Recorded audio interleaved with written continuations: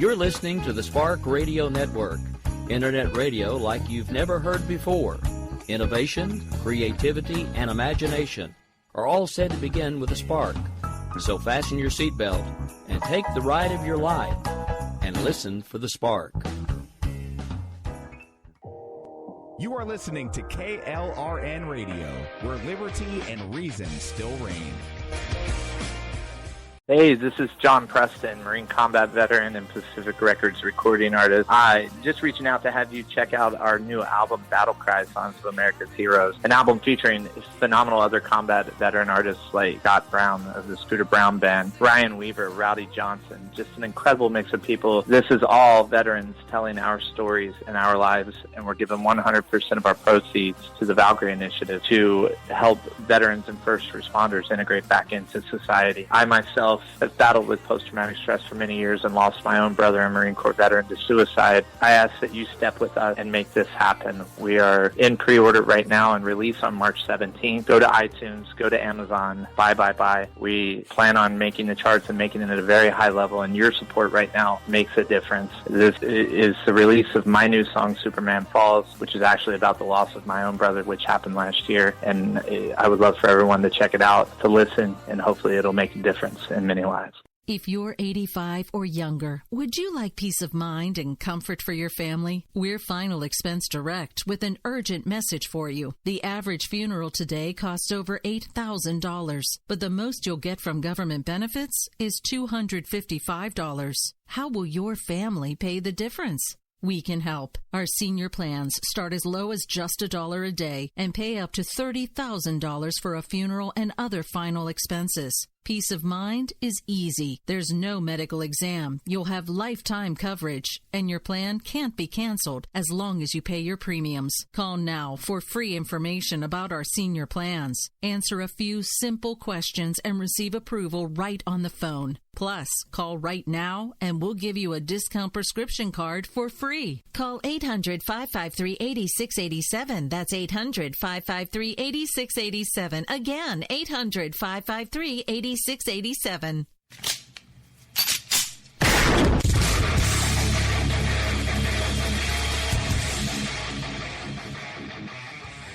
This is Slickery Trigger for Rebel Road Tactical. With proper care and feeding, your pistol will be ready when you need it. There to save your life. Shouldn't your gear be that good? Whether you need a holster for comfortable everyday carry or a tough as nails holster for your next training course, Rebel Road Tactical has what you need. Check us out on the web at rebelroadtactical.com.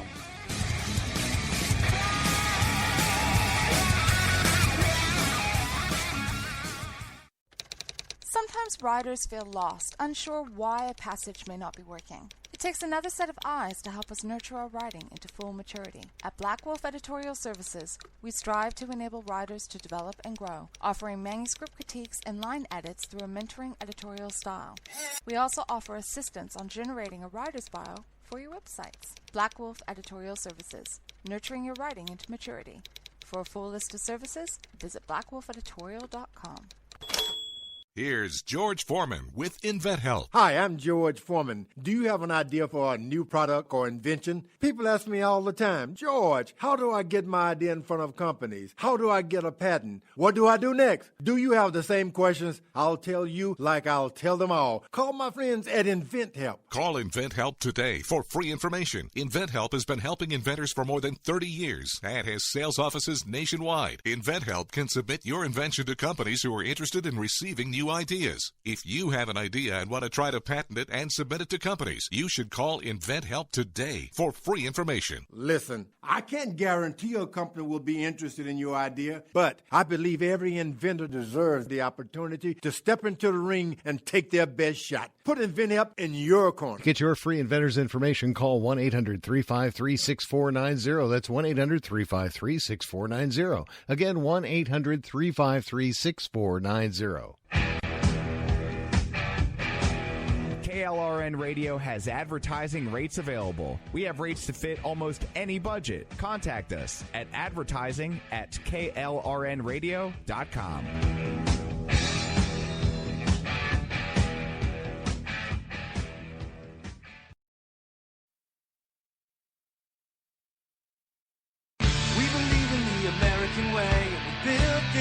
called the USA, and we fly our flag because we're proud and free, we're Americans. Red, white, and blue is our way of life. Never back down from a challenge or a fight. Nature provides, God gives the rights, we're Americans. We fish the waters and we hunt the lands. We forge the steel with our own two hands. With what we've got, we do the best we can, we're Americans. This is Rio of Madison Rising, and you're listening to KLRN Radio, where liberty and reason still reign. It's time now for the Conservative Curmudgeon Radio Show. Now, here's Grouchy.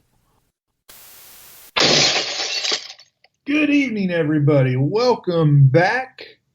It's great to be here with you. It is storming in my neck of the woods tonight. I hope yours is doing a little better than here. So, we're just going to plug away and do the show. It is show number 98. We are almost there.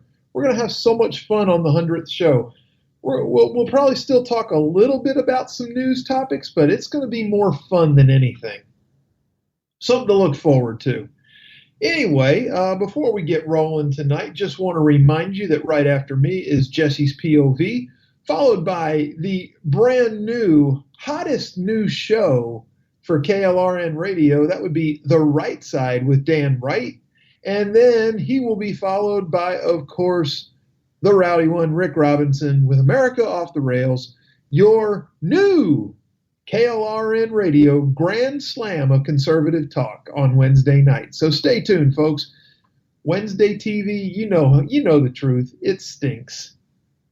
And we're moving to a point now where we're getting into end of the season. It's reruns, and there's nothing anybody wants to watch on a Wednesday anyway. So just stay right here, get your knowledge on. Let's dive in and do it. That's all there is. So here's where we're going to start tonight. We're going to do a little bit of holding feet to the fire, and I've told you before, I'm not a huge Trump fan. I am not going to root for him to fail. I will not do that. I won't do that with any president, because when the president fails, our country fails. And to me, that's just bad. But I'm not afraid to hold feet to the fire either. And we have to call out the bad as we point out the good.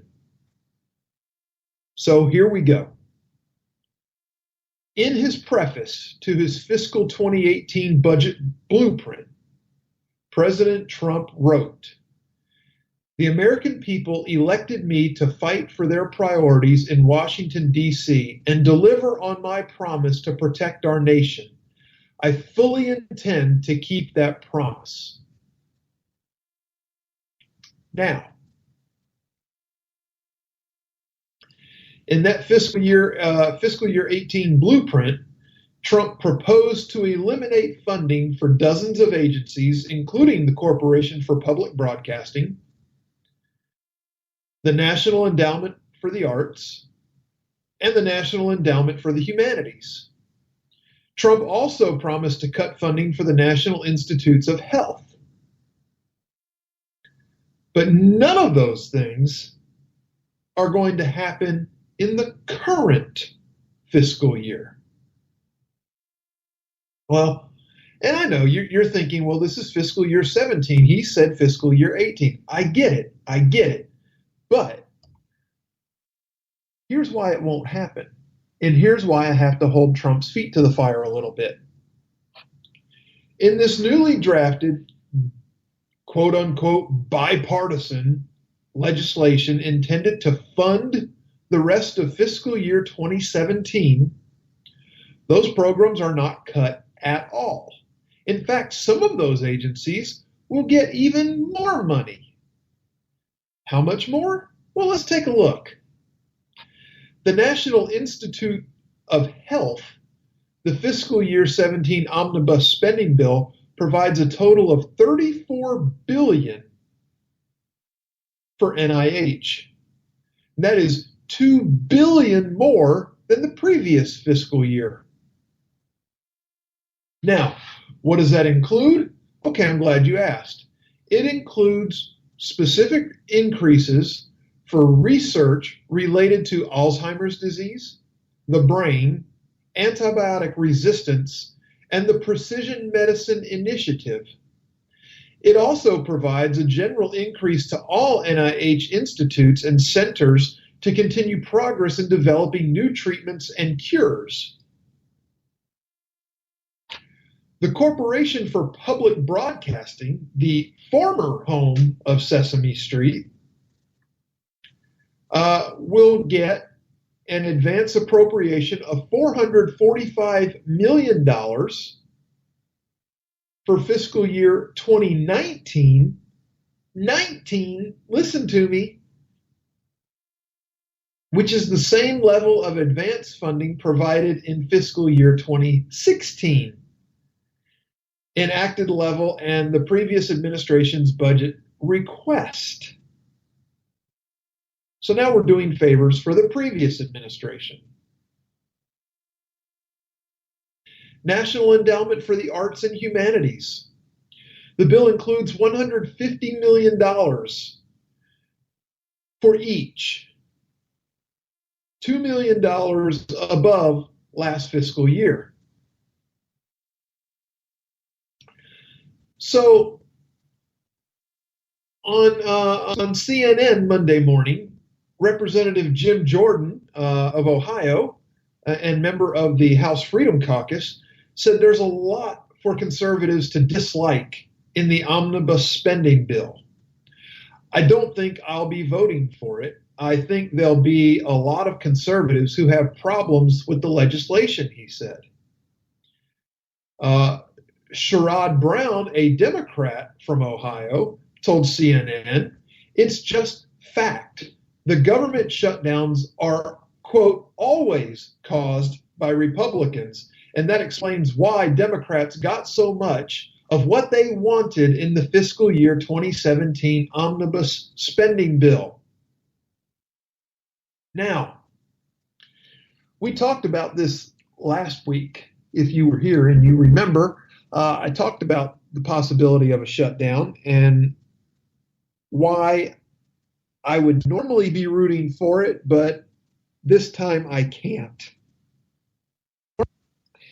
And no need to backtread too far into last week's show, but basically is if it were about saving government money, about saving tax dollars, I would fight for the government shutdown at that point. But it's not. It's not about that at all. And Trump thinks, and this is President Trump's naivete when it comes to Washington, D.C. and how things operate. He thinks by giving in on so many of these items right now that they'll be more willing to work with him on the fiscal year 18 budget. My friend, that's not how it works. Now, you have given the cowboy the bigger rope. What he's going to do is tie you into a bigger knot.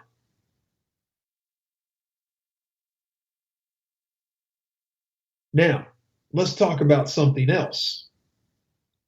The fiscal year 17 omnibus spending bill does not defund Planned Parenthood. It does not cut federal funds for sanctuary cities. And it does not fund any new wall construction along the U.S.-Mexican border. All things that President Trump pledged to do in his first 100 days. Even still, the White House said the president got a lot out of the bill. And I listened to the presser. I listened to it. I listened to Mulvaney, and I listened to Spicer, and I listened to Kelly. And I have some concerns. My first concern, unrelated to the bill itself, is that I really hope that Sean Spicer was taking a lot of notes while Mulvaney was talking, because Mick Mulvaney he could revive the spin doctors. He's that good. Okay? So here's what Spicer had to say at the presser. I think the president got a lot out of this bill, most specifically $21 billion to help build up the military. Drop in the bucket for military spending. I think that is something that he was very proud to campaign on and is delivering on. That's probably the biggest thing. With respect to border security, he got $1.52 billion into the current language that's posted. I think that's a significant number. And remember, I think people have to keep in context, he said. Now, I don't know what he meant for people to keep in context, but that's all he said. What's more, the press secretary continued that 2017 funding is something that should have already been in place during the Obama administration. So the president's been able to get some of his priorities in the bill, which funds the last 5 months of fiscal year 17. We're talking about 17 funding, right? So this is something that most presidents would walk into office and that would have been done. Because the last Congress didn't do this under President Obama. We have an opportunity to get some of the president's priorities infused to the last 5 months of 2017. That's a big step forward and something he'll continue to fight for in 2018. Okay, let me tell you something. I'm telling you right now, Congressman Bradley Byrne, if you're listening, and I know you're not, but that's okay, Senator Richard Shelby, and I don't know who my other senator will be at that time because we are having a special election here, and we're going to talk about that a little later too, and why you should care about what's happening in Alabama politics right now. Yeah, it'll light you up. Just wait, you'll see. So here's the thing. If you guys are afraid to go to the mat over a government shutdown now, what makes you think we believe you're ready to go to the mat for a government shutdown on the budget 5 months from now? I mean, what are we waiting for? If you know, I just don't get it. Okay. The government shuts down. Okay. But we talked about that again last week. What shuts down? Not the entire government. No. The critical parts of the government stay functioning. The ancillary parts of the government are what shuts down. Your Department of Energy, your Department of Education, the EPA, crap like that. I'm good with that. Let's just go ahead and eliminate those departments right now. Do away with them, period. Don't just defund them for a year. Just strike them from the books, make them go away. Let's get back to the 10th Amendment here.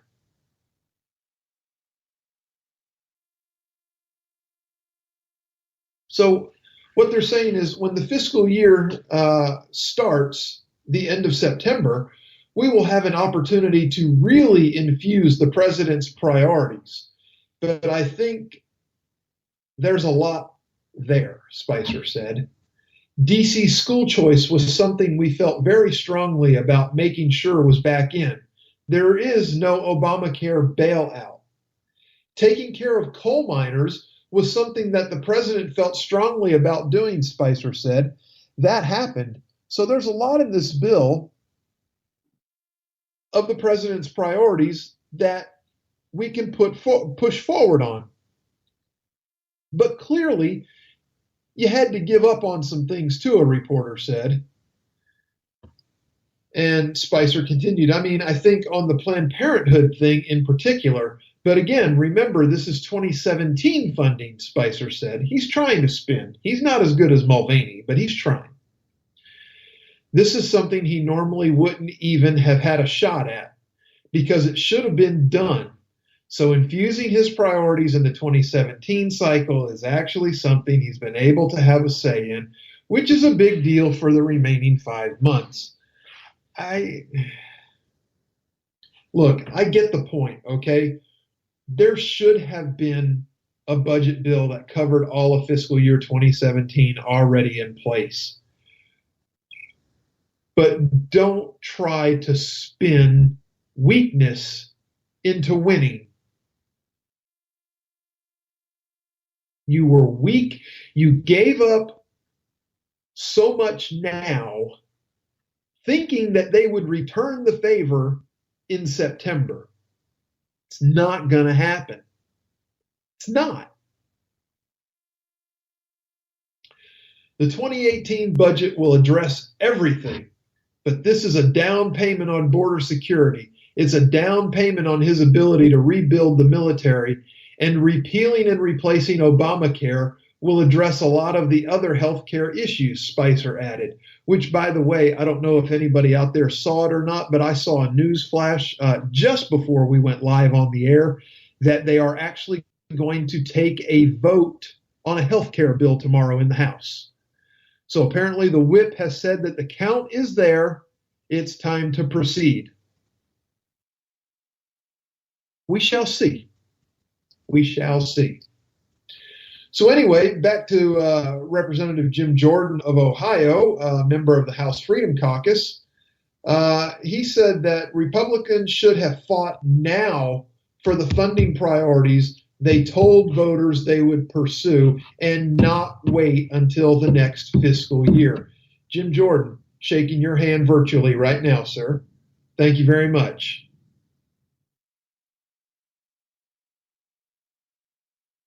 You just don't know.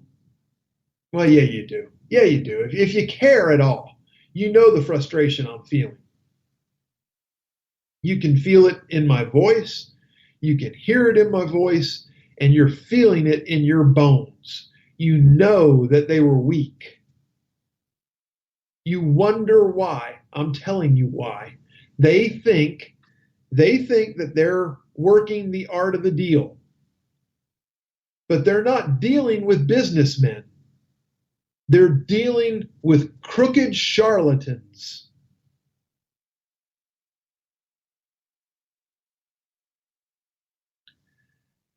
I just don't know. I don't know who is in the president's ear telling him this is the way to go, that this is the right thing to do, and this is the right way to do it.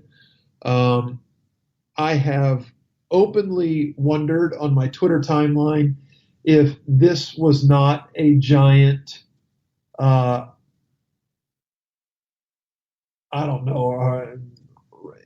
run around on the president between Republicans and Democrats who are trying to, quote unquote, resist him and what he's bringing to the Oval Office.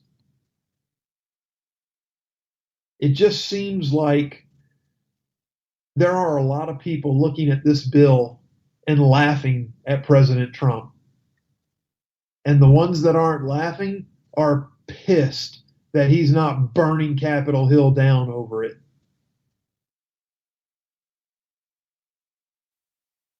So I don't get it. I just don't get it. I don't know why the weakness, hang on just a second. My good friend, Patriot Musket on Twitter, if you don't know him, follow him. It's worth it even if it costs a subscription, but it's free. It's at Patriot_Musket. He put out that a new run on The Art of the Deal just came out, where you surrender everything to the other side before negotiating. This is exactly what this bill does. Exactly. Okay, there is some funding to repair existing sections of the border fencing. And what they're repairing it with is a vast improvement. I will grant this, okay? I will. They're dropping the new style wall that DHS requested in place of the chain link fence that was falling over or had fallen over, whichever it is. I get it. Okay? But there's no new wall construction going on. This is only allowed to repair damaged. Okay? Now, we get security improvement in technology funding. This is a good thing. Tech should be used on the border in conjunction with people and a strong border wall. It's not a secret that I think they fell short on immigration. Okay? I have said it before on this show, and I will say it again. I think President Trump should have come into office, and instead of trying to do a ban from these terrorist-ridden countries where people were screaming, oh, it's a Muslim ban, oh, it's a Muslim ban, walk in and put a halt on all immigration with 3 exceptions. Number 1, American citizens adopting minor children in foreign countries. Number 2, deeply and thoroughly vetted spouses from other countries that are marrying American citizens. Number 3, another deeply and thoroughly vetted foreigner that possesses a set of skills necessary to United States industry that no American citizen has. That's it. Those should be your exceptions until you straighten out the entire immigration process, until you straighten out immigration quotas, until you figure out who is here legally and who is here illegally, and we get the illegal ones and get them back to where they belong. That should be the immigration policy of the United States, period. If that takes a week, fantastic. If it takes a year, whatever. There is no right for anybody to immigrate to the United States.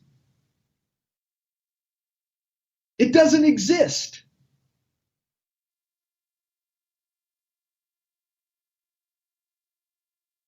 Is it hard in some of these other places in the world? Yes, you're damn right it's hard. It's hard here too.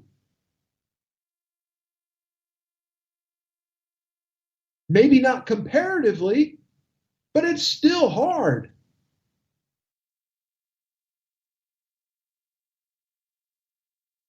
So I tell you from the bottom of my heart, I want this president to do good.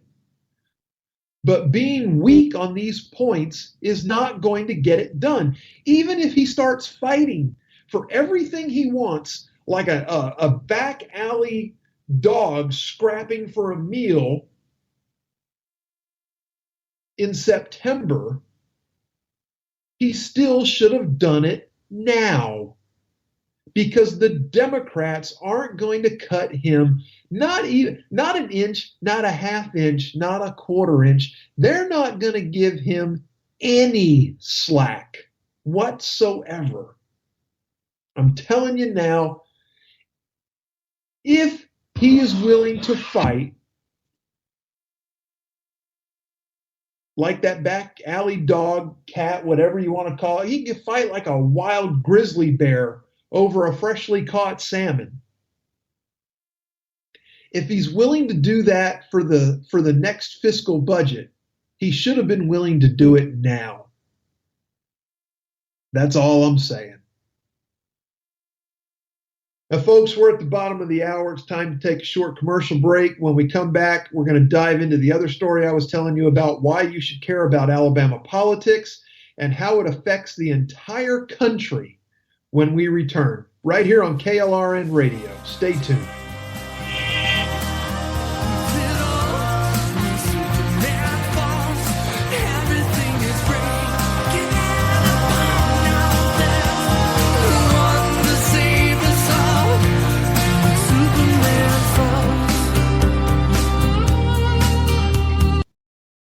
Hey, this is John Preston, Marine Combat Veteran and Pacific Records recording artist.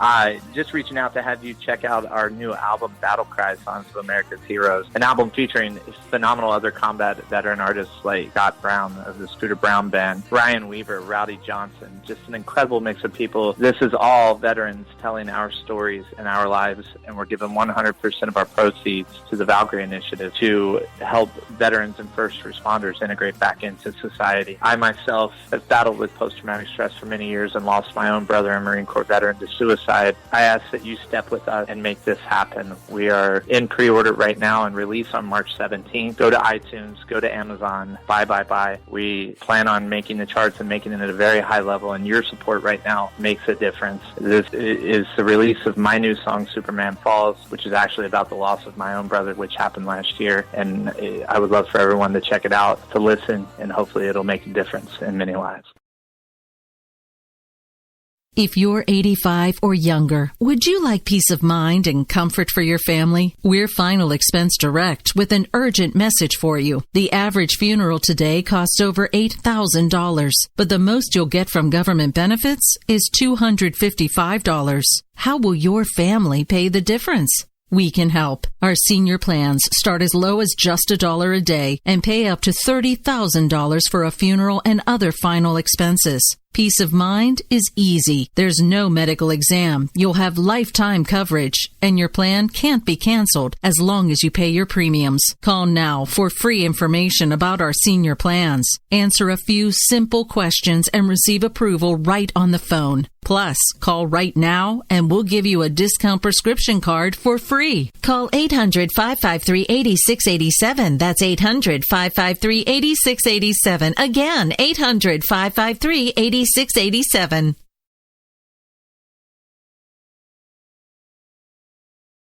Here's George Foreman with InventHelp. Hi, I'm George Foreman. Do you have an idea for a new product or invention? People ask me all the time, George, how do I get my idea in front of companies? How do I get a patent? What do I do next? Do you have the same questions? I'll tell you like I'll tell them all. Call my friends at InventHelp. Call InventHelp today for free information. InventHelp has been helping inventors for more than 30 years and has sales offices nationwide. InventHelp can submit your invention to companies who are interested in receiving new ideas. If you have an idea and want to try to patent it and submit it to companies, you should call InventHelp today for free information. Listen, I can't guarantee a company will be interested in your idea, but I believe every inventor deserves the opportunity to step into the ring and take their best shot. Put InventHelp in your corner. Get your free inventor's information. Call 1-800-353-6490. That's 1-800-353-6490. Again, 1-800-353-6490. Everything is changing. Superman falls. Everything is breaking. All right, everybody, welcome back. So, as promised, coming up after me tonight, Jesse's POV, then the right side with Dan Wright, and then off America Off the Rails with Rowdy Rick Robinson. Right here on KLRN Radio, Wednesday night's Grand Slam of conservative talk. Stay tuned. Get your knowledge on. Care about what's happening in Alabama politics right now. Well, we're going to reference, there was a great article in the online publication AL.com, which is a local thing to our state here.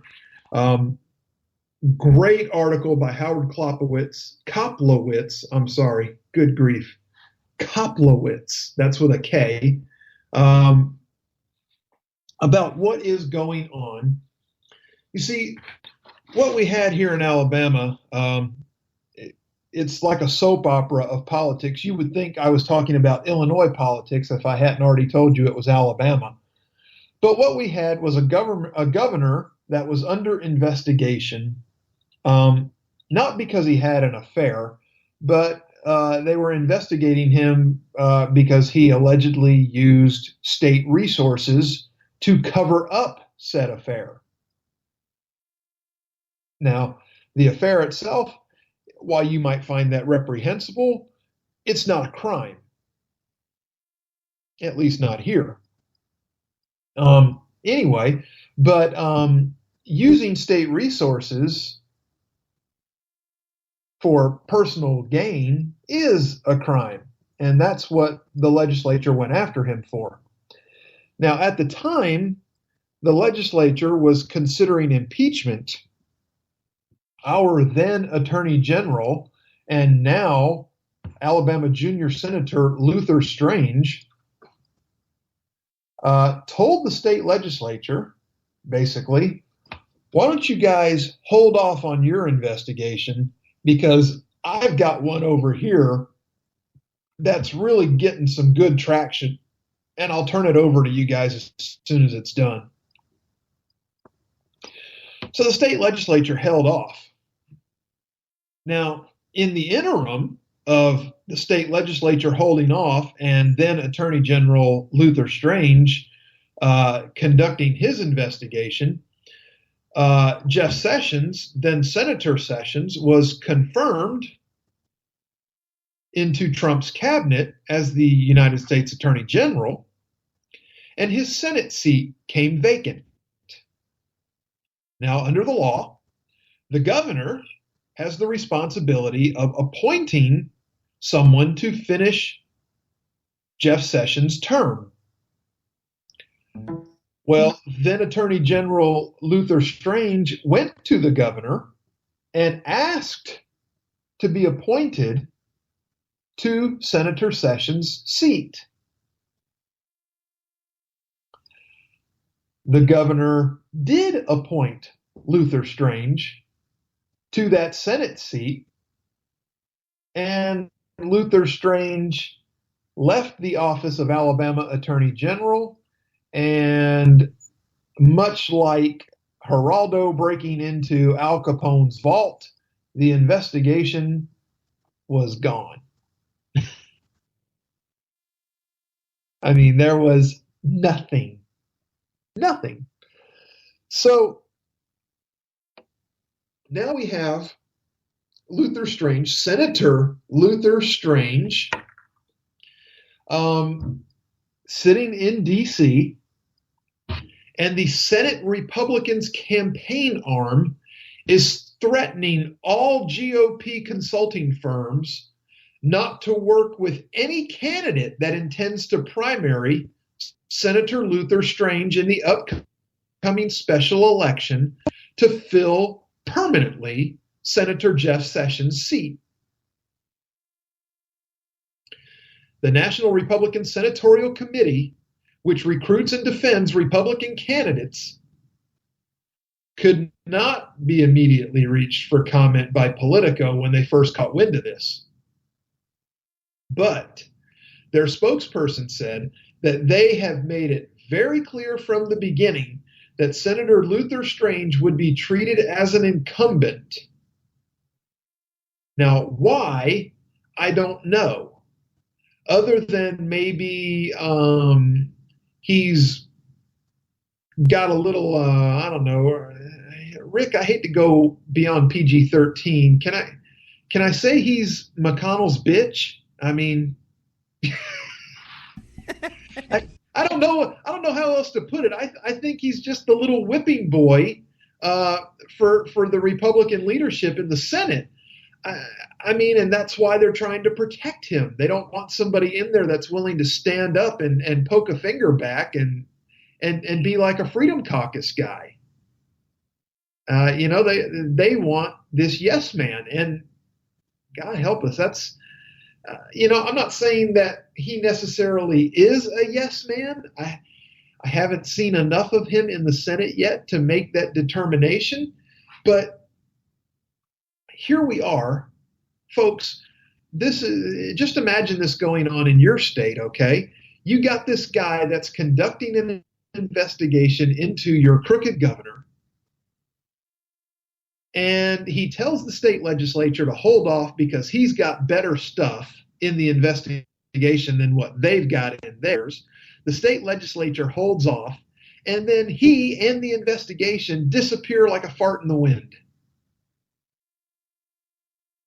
And the state legislature is left having to recrank everything back up because the regular session had ended at that point. So they had to wait till they came back into session and crank the investigation back up.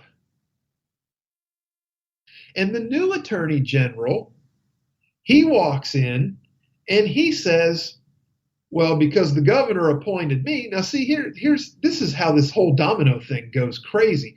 So we've got this crooked governor who got to appoint a United States senator, and he also got to appoint a new state attorney general. So the incoming attorney general says, well, I'm going to recuse myself of any investigation into the governor so it won't look like I'm doing him any favors. Well, isn't that just peachy? Because now when everybody's asking him where this investigation is, he says, I don't know anything about an investigation. I recuse myself from it.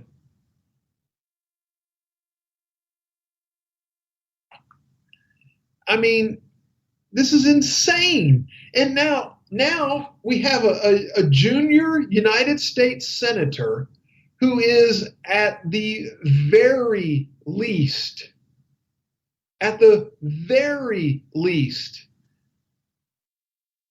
complicit in obstruction of justice. At the very worst, he aided and abetted knowingly a criminal commit fraud.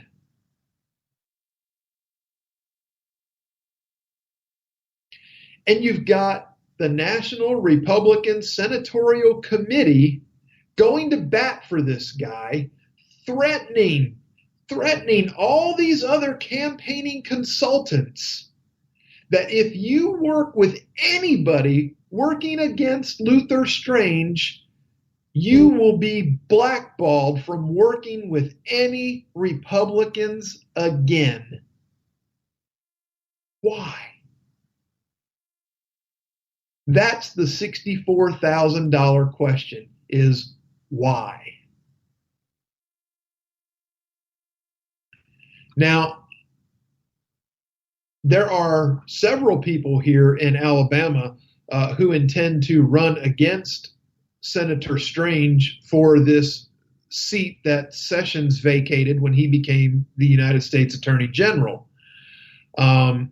And one of those is Representative Ed Henry, who confirmed these facts to Mr. Koplowitz of AL.com, who wrote a brilliant article on this if you want to read it. AL.com is the website. He said, I've run across a few consultants that do work for the NRSC, and they are not willing to take on anybody that would get them in trouble with the NRSC, Henry said. The state lawmaker said he was rebuffed by all D.C. consultants that he picked up, and he's going to have to use 2 state-based consultants to assist in his campaign here in Alabama against Strange. The NRSC's push to make it more difficult for Strange's opponents to hire political consultants gives the senator a much larger advantage in holding on to his seat as the summer special election looms. If Strange is going to have $10 million worth of TV ads bombarding the state of Alabama, and no one in the state has the ability to compete with that type of media presence, then Washington, D.C., instead of the people of Alabama, will be dictating what the message is. And that's just another example of how our country has fallen. When D.C. starts picking our senators for us, that's a problem, folks. And if it can happen here, it can happen in your state. Why are they scared of somebody primarying Luther Strange? Why? They don't owe him anything.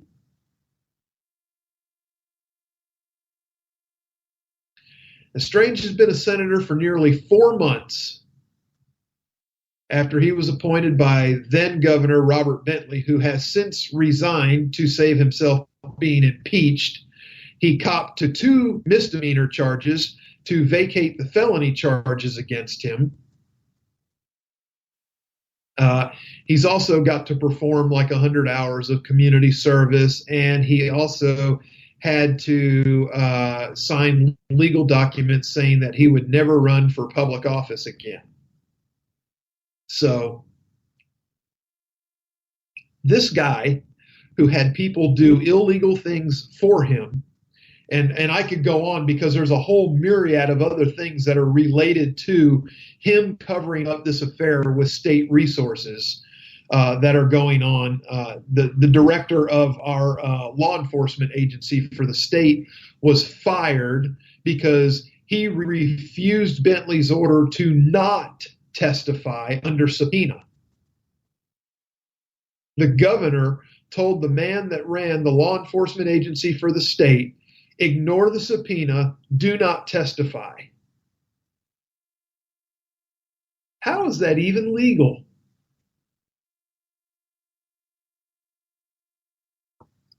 But anyway, this guy's been there for 4 months roughly, appointed by the then governor to fill the seat vacated by Sessions.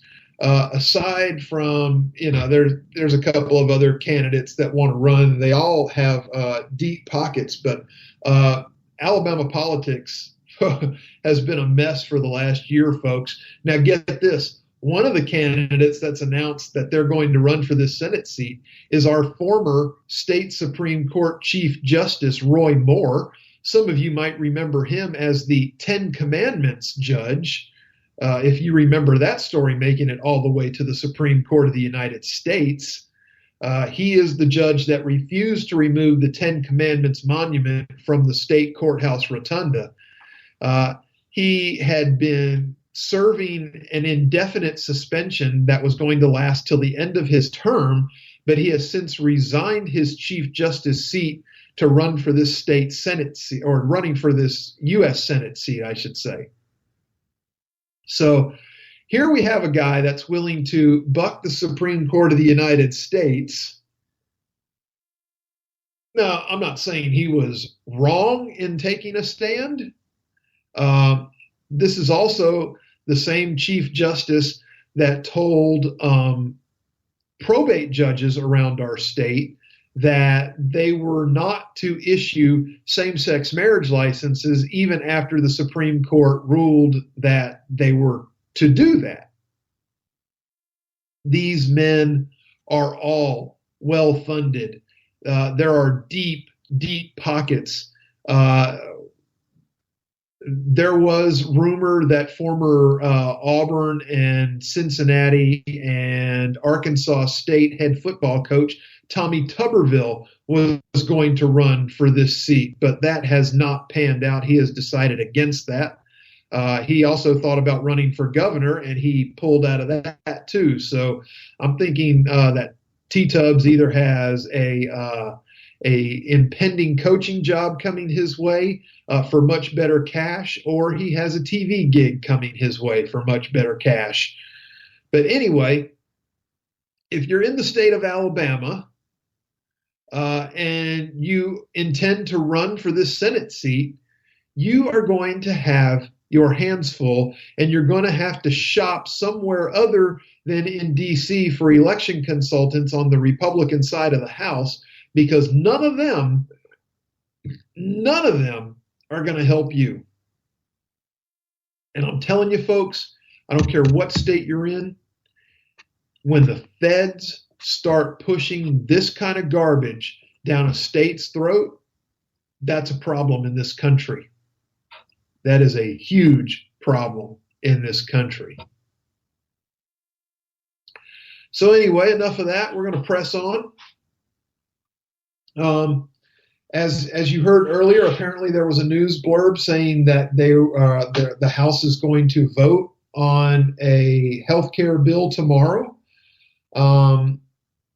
As of the time that I was putting my notes together for tonight's show, the White House and congressional Republicans were working vigorously to avoid losing a second effort. It looks like they might have done that here. We'll see. after winning over reluctant conservatives last week with an amendment that allows states to opt out of the Affordable Care Act's requirement to cover pre-existing conditions, moderates in the party are expressing reservations. So 20 Republicans opposed the bill as it sat. They could only afford for 22, and there were several that said they were still on the fence. So if they lost 2 additionals, that would pretty much quash the bill for them. And that's assuming every Democrat votes against it, which I think they probably will, just as taking a stand. But there are a couple of vulnerable Democrats coming up that might have to swing their vote against Obamacare for their state just because of the dismal performance and what it's doing to these people's finances. You never know. So Representative Billy Long of Missouri, who I guess he bills himself as a Tea Party conservative, he said he wouldn't support the bill because of the impact it could have on people with pre-existing conditions. He went on to say, I have always stated that one of the few good things about Obamacare is that people with pre-existing conditions would be covered. And then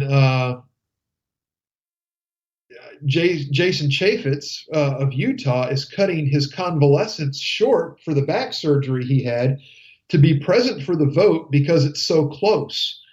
You got 3 other House Republicans, Brian Fitzpatrick of Pennsylvania, Daniel Webster of Florida, and Chris Smith of New Jersey also announced on Monday that they're going to vote against the bill. Now, have they changed their minds? I don't know. We're not there yet, House Press Secretary Sean Spicer said at the presser Monday afternoon. Again, this is now Wednesday, and they're going to hold a vote tomorrow, according to the news blurb just less than an hour ago.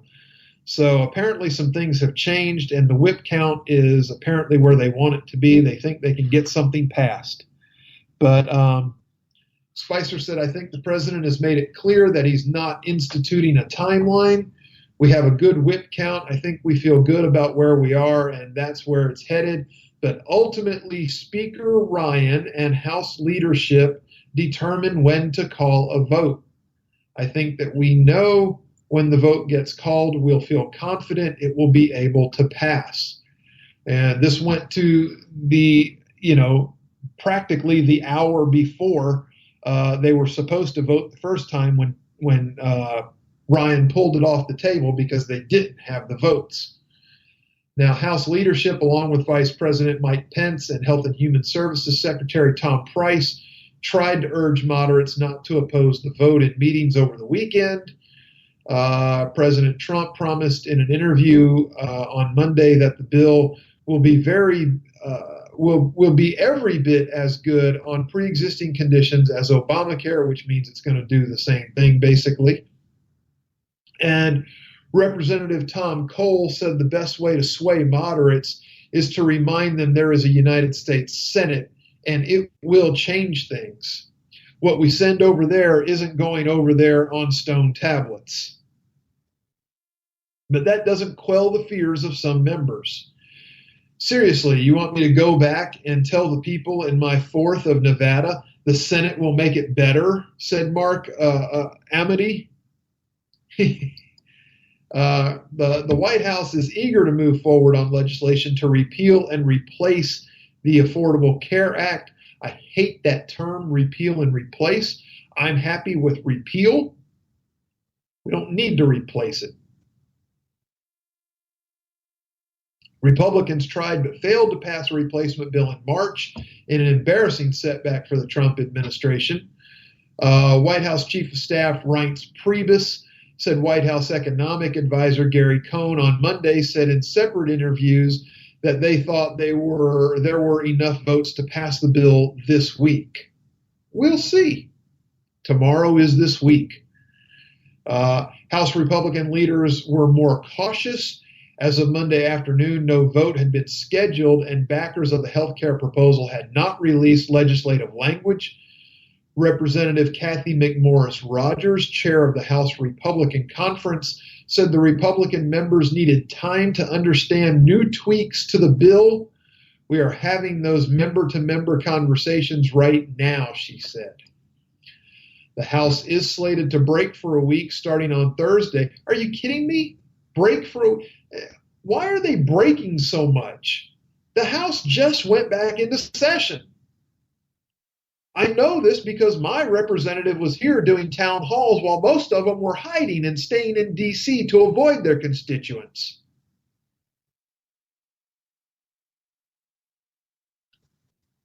Oh, it's unreal. But anyway, they're slated to break for a week starting on Thursday, but may leave town even earlier because Republicans appeared unlikely to have enough support to pass the health care bill, a Democratic congressional aide said Monday afternoon. Well, hint, hint, if the news is breaking tonight that they're taking a vote tomorrow, I don't think they're leaving early.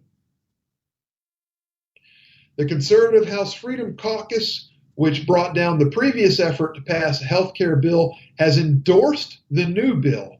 This bill doesn't get all the way there, but it's a good step, and it's the best we can get out of the House right now, said Representative Jim Jordan, chairman of the voting bloc.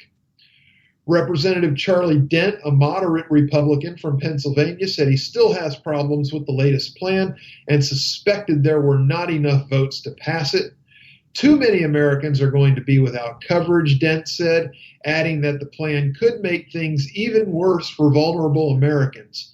Nothing has changed as far as I know, said one moderate GOP aide. Our sense is we're not seeing a lot of moderates who are looking at this. Well, let me tell you guys something up on the Hill. First of all, health insurance is not a right. You can color it any way you want to color it. But it started, and think about this, okay? Health insurance was something that you bought out of your pocket through an insurance company, or that jobs that employers offered as a benefit to employees when it could be afforded. Now,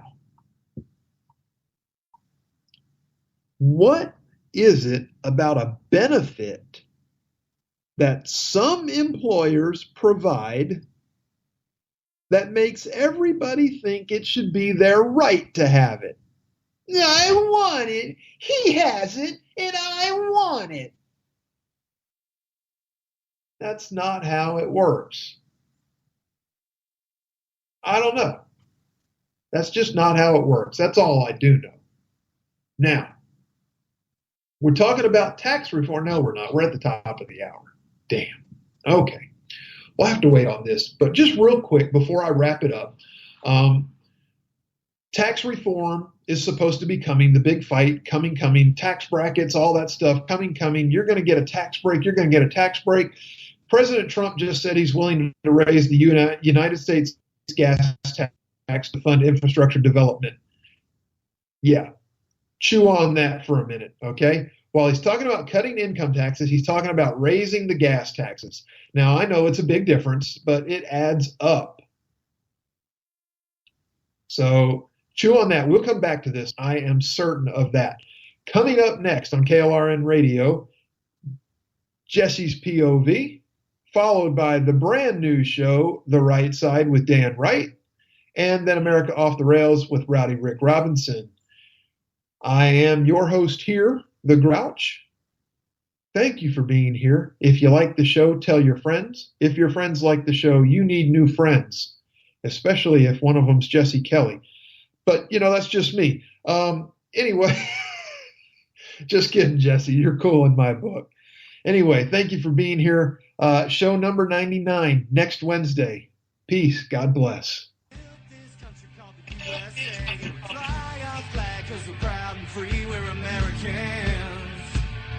Red, white, and blue is our